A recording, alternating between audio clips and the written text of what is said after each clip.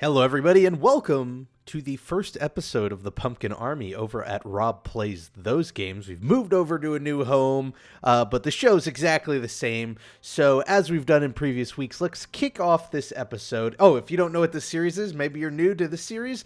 It's a series in which I sort of build in time-lapse and Minecraft on this plot here while talking about all sorts of things going on in my life. It's like the Rob Plays podcast. And then at the end, I populate it with these pumpkin people and name it after you guys, the subscribers who answer the question of the week. Now, as we've done in previous episodes, we're kicking off this one by inducting a couple of new patron-level members of the Pumpkin Army. The patron-level members are people who back Rob Plays That Game and Rob Plays Those Games on Patreon, which is sort of like a Kickstarter for, regular creators of content. The Patreon rank, not to sound too much like a commercial, is a rank that starts at like $1, and what it does is it gets you a member in the Pumpkin Army. It gets you an exclusive Patreon video every week. It gets you a blog post every week, which I sort of talk about YouTubing and, the channel as a whole, and a whole bunch of cool things like that. Anyway, let's welcome our three new patron scribes. We have Patriot Blob Plays MC. I give you your red hat. We have patron scribe Cody Shelby. And I was trying to do like a Spaceship Earth sort of thing where they're sitting with their books and they're writing like scribes.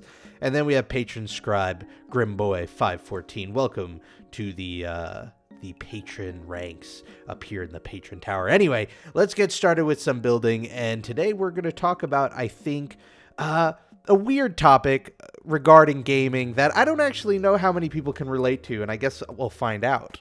So let's start building.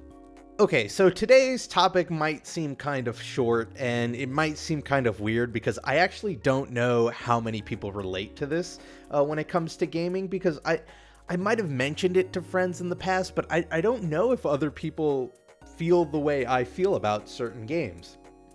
And what has made me think about this recently is the game that just came out, Bloodborne, by, I believe it was From Software and in partnership with Sony a bit. And these are the developers who made Dark Souls, Dark Souls 2, and then Demon Souls before that. And if you've never heard of them, they are like famous for being really, really difficult, really hard games. They sort of harken back to an older era of gaming where you died a lot and you had to replay things a lot and you really needed to know the game inside and out to sort of master it.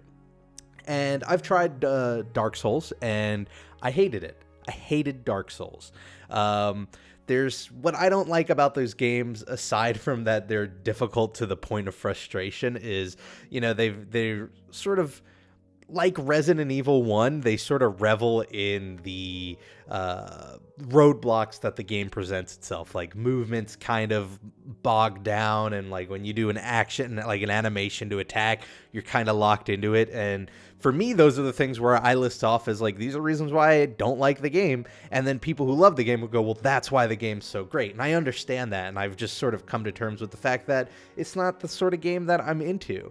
And the sensation that I feel in terms of gaming is, even though I know I don't like Dark Souls and I know I wouldn't like Bloodborne and they're just not my type of games, I see the fandom surrounding it and it makes me wish I could like that game. Like, it makes me want to like that game, but I can't. Like, every time I sit down and think about it, I just don't. Another good example of this is like League of Legends and Dota and the whole MOBA scene. Like, I am not a fan of MOBAs whatsoever. I've tried them. I find them to be kind of slow and boring, and I find the community to be at times really toxic. Yet when I'm at like PAX and I see the Riot booth and people just standing around and cheering and looking at it the way they would like watch a Super Bowl game, I find myself kind of wishing I could get into those games, yet I can't. And I guess that's the sensation I'm talking about. This idea where you objectively step back and you know you're not going to like something or you're not going to enjoy it, yet you want to like something, and you would think logically just by wanting to, you would get into it, but it doesn't somehow work that way. You can at the same time want to like it and realize you're not going to like it at the same time. And it's funny because There was one instance, I feel like, where I somehow magically reversed it, and that was back when Fallout 3 came out. I had downloaded Fallout. I was like a poor college student, and even though I don't condone piracy anymore, at that time I pirated the game. And it's funny because it was under the excuse that I wanted to test it before I bought it, and it actually ended up being true because I downloaded it, I played it for like 40 minutes, and I hated it. I hated the game. I uninstalled it. I deleted it. I thought, oh my God, what a waste of time getting this thing running. Just didn't want it at all. Yet at the same time, everyone was talking about Fallout and how much they were loving Fallout, and I wanted to like it. And so when I was in Florida that winter, I went, and on a total whim, without thinking of why or what the thought process behind it was, I went out and I bought Fallout 3 for the console. And I popped it in, and on the way home, I was looking at it, and I was like, why did I just drop money on this? I was still in college. It's not like I had money at that point. It was like, why did I just buy a game I know I don't like? Not because I don't think I'll like it, but because I tried it and I didn't like it.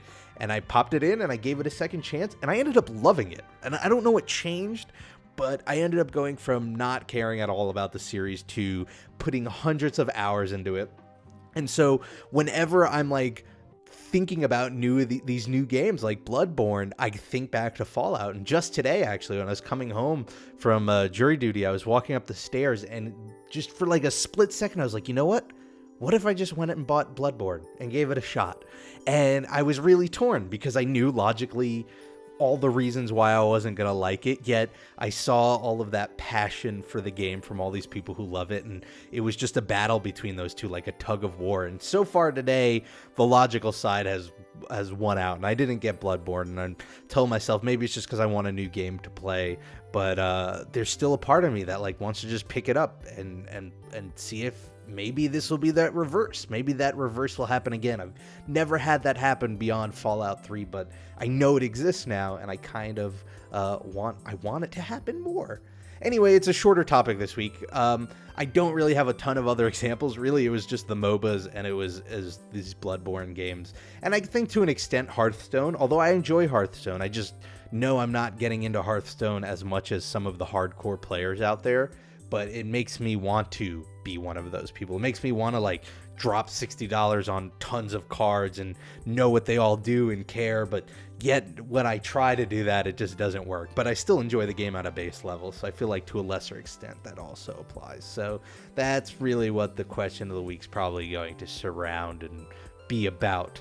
Anyway, let's finish up building and add some new pumpkins to the pumpkin army. All right, so we have our little launch pad. That's what I was going for, like a rocket launch pad. Now, I understand the ship landed without one, so clearly we don't need launch pads in this universe. But, you know, I don't know. I just felt the urge to build the launch pad, and I don't know why. Anyway, and look, it's functional. It does this. Watch. That was pretty cool. For me, that's some advanced redstone. Anyway, time to induct some new members to the Pumpkin Army. These are people who answered the last episode's question. And if you want to yourself have a shot of getting in the Pumpkin Army, all you have to do is answer the question that I'm going to throw at you guys at the end of the episode. Last episode's question was, what game do you remember being most excited for that level, that super high level of anticipation? Got a lot of great questions. Not everybody was picked. It had nothing to do with good answers or bad answers. There's just not enough time every episode to pick everybody's. So if you didn't get picked, don't fret. There's still plenty of questions and plenty of episodes in the future that, you know, you could answer and hopefully get added to the Pumpkin Army.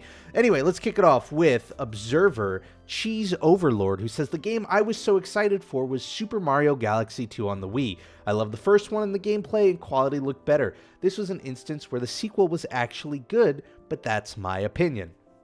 I have no opinion on that because I actually haven't played 2.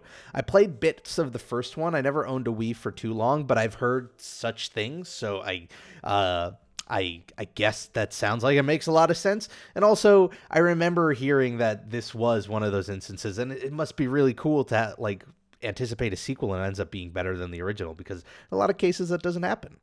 Anyway, we also have Observer Bro Monk, who says, I cannot wait for Kingdom Hearts 3, my favorite game series, a mix of Final Fantasy and Disney. How can you not like that?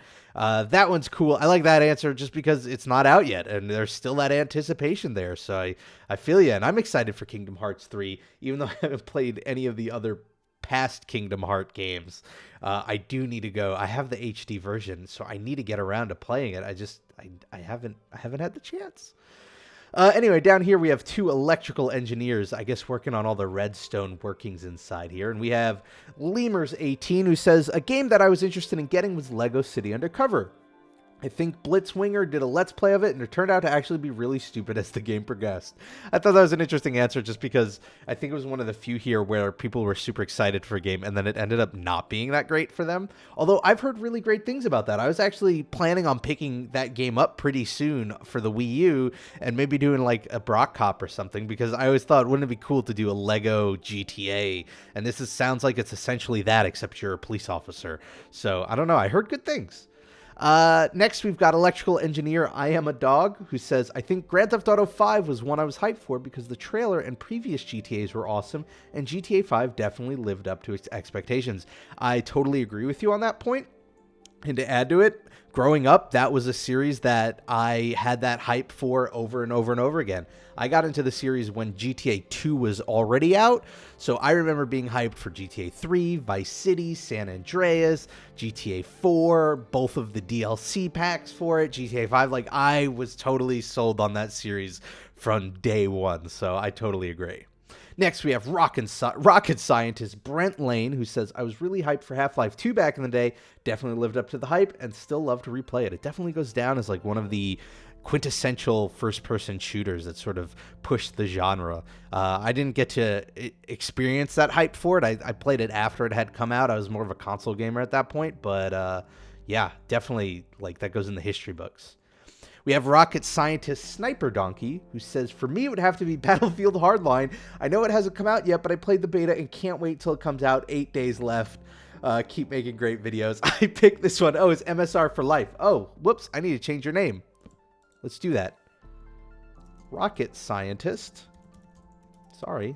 MSR for life. Yeah.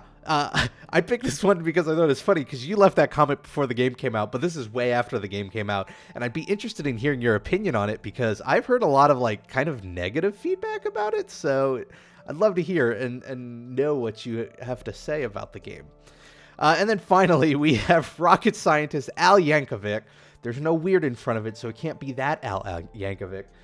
Who says, my answer is Luigi's Mansion Dark Moon. Love Luigi's Mansion, and I waited so many years for a sequel, and I finally got it. That is great. I love the idea that you wanted a sequel to that game, and it wasn't one of those ones where, like Assassin's Creed, it's where the sequel's just coming out the next year. Like, you had to wait a while for it, but you finally got it.